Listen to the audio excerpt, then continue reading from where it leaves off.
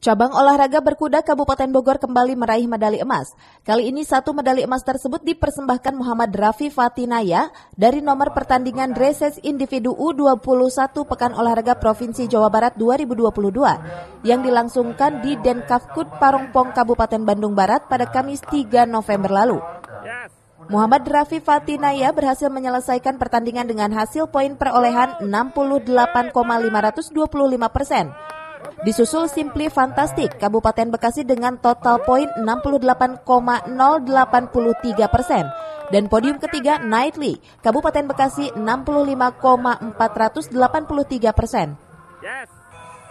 Sementara itu pada nomor pertandingan dressage perorangan Open Rider Kabupaten Bogor Erwin M. Yoga meraih medali perak dengan poin 69,798%. Medali emas diraih Kabupaten Bekasi dengan poin 69,899%.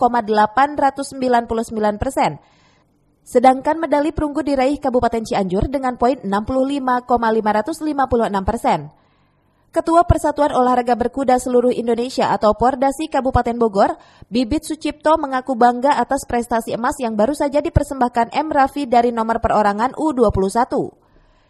Dari Bandung Barat, Cevi Suryadi melaporkan.